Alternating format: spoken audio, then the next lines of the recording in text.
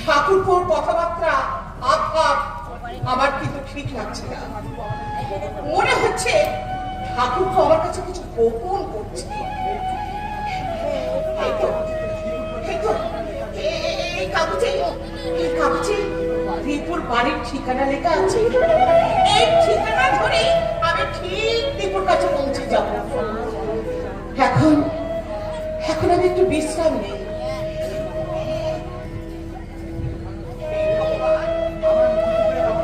আমার দীপুকে, আমার বৌমাকে তুমি ভালো রেখো ঠাকুর, ভালো রেখো। মনে হচ্ছে একটা পার্ক, এই পার্কে বসে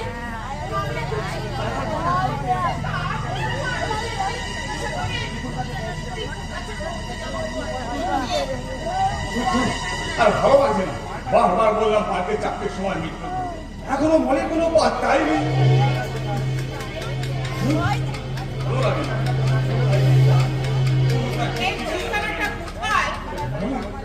ছেলেটাকে এই কাগজটা দেখিয়ে একবার জিজ্ঞাসা করে নেব। সরি রাহুল, না আজকে একটু লেট হয়ে গেছে।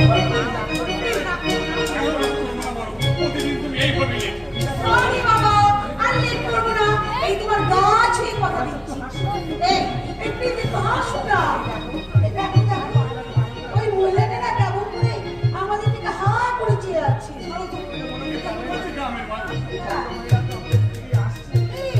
ভদ্রমহিলা আমাদের দিকেই আসছে। কিছু মনে করো না।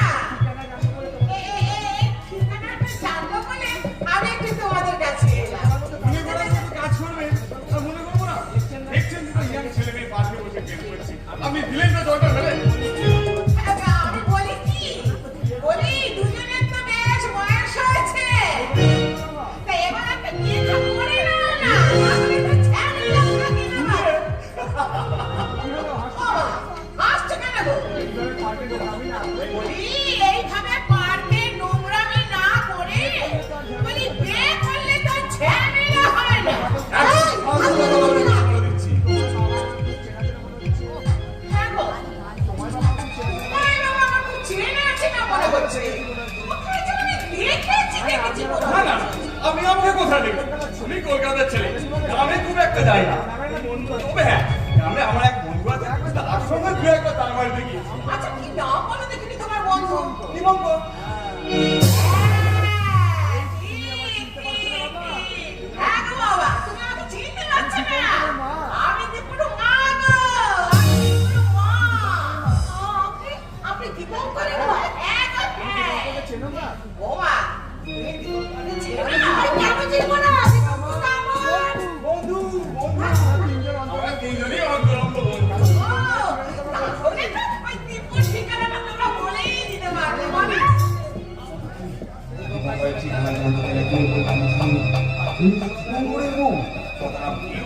মাথা খারাপ? আমি বুড়িটাকে পাত্তাই দেবো না। ও বাবা, কি হলো গো? বলি ঠিকানাটা বলো। আসলে কাকিমা, আপনার ছেলে বহুদিন হলো আমাদের সাথে কোনো যোগাযোগ রাখেন।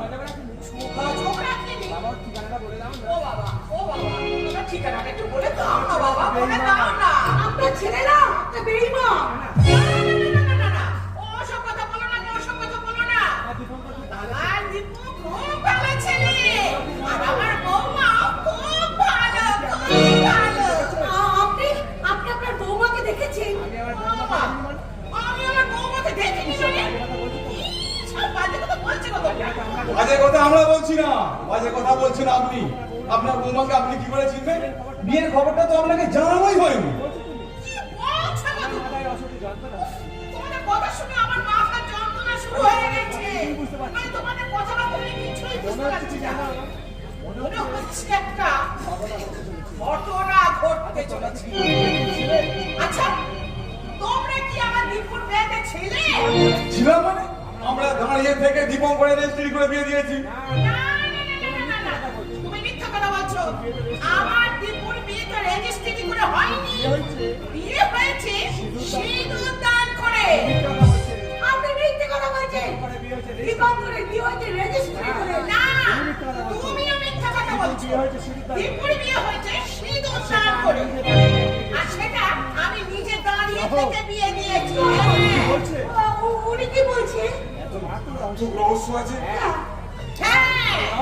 সেই রহস্য উদ্ঘাটন করতেই তো আমি দীপুর কাছে যাচ্ছি। আচ্ছা, আপনার বৌমার নাম কি? বৌমার নাম? আমার বৌমার নাম কবিতা।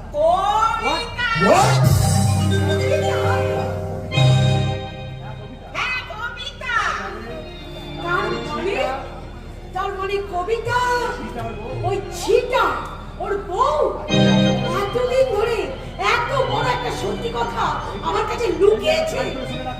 এই যে কান খুলে শুনে রাখুন, আপনার ছেলে আমাকে রেজিস্ট্রি করে বিয়ে করেছে।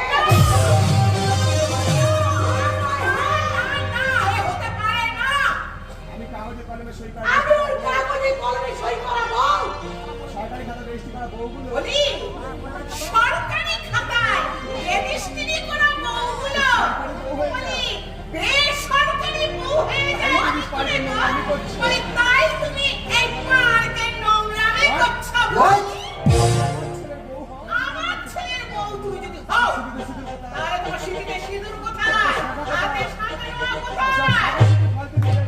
ওসব শাখা সিঁদুর ফালতু জিনিস আমি পছন্দ করি না।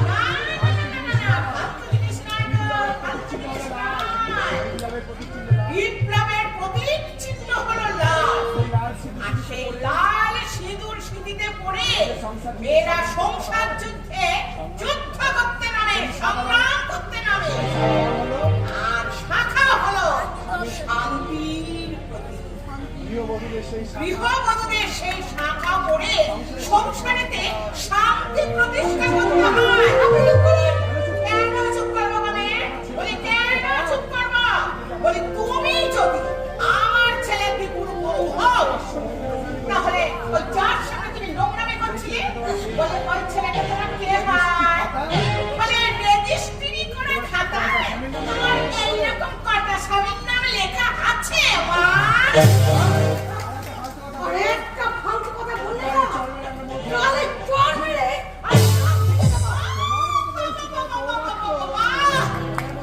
তোমার মতন রেজিস্ট্রি করা বউরা তো শাশুড়ির গালে চড় মারবেই না, তাহলে বছরের বউরা মানাবে কি হবে?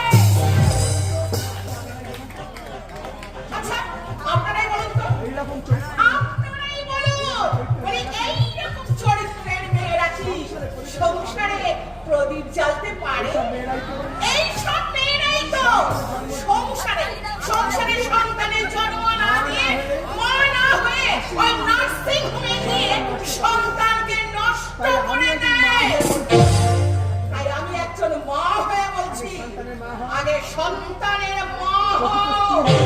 প্রকৃত স্ত্রী হতে গেলে স্বামীর মঙ্গল কামনা করতে শেখো। যে গুণগুলো আছে আমার ওই সিঁদুর পরা বৌমা, আমার কবিতা বৌমা। আপনি যদি ভালো চান তাহলে এই মুহূর্তে গ্রামে ফিরে যান। আমি আমার সিঁদুর পরা বৌমার কাছে যাব। অবশ্যই যাবে। আমি দূর থেকে দাঁড়িয়ে আপনাদের সমস্ত কথা শুনছি। আমি আপনাকে নিয়ে যাব আপনার ছেলে বৌমার কাছে। আপনি কি বলছেন? আর একটা কথা বললে আমার পায়ের জুতোটা আছে খুলে তোমার গালে ঠাস ঠাস করে বেঁচে যাবো। ড্যাডি! না, আমি তোর ড্যাডি রোজ, তুই আমার মেয়ে রোজ, তুই আমার বাবা বলে ডাকবি না। তুই আমার লজ্জা লজ্জা। আমি যদি আগে বুঝতে পারতাম তাহলে সে মানুষ না, তোকে মানুষ না ওরা টিপে শেষ করে দিত। ড্যাডি! আচ্ছা আপনি কি এই মেয়েটার বাবা? জন্মদাতা বাবা, কিন্তু শিক্ষাদাতা বাবা হতে পারেনি। যদি শিক্ষাদাতা বাবা হতে পারতাম তাহলে এত বড় নির্লজ্জ হতে পারতাম না। তাহলে বলুন এখন আমি কি করব? যেমন করে খাতা কলমে সই করে আপনার ছেলেকেও বিয়ে করেছে, ঠিক সেইভাবে খাতা কলমে সই করে আপনার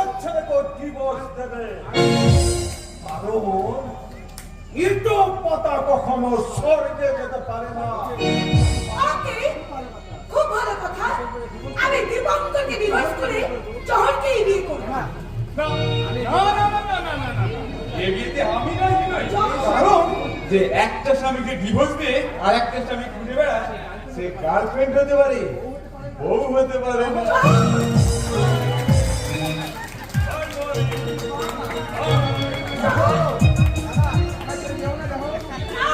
না না না, আমাকে ছেড়ে দিও না জহর।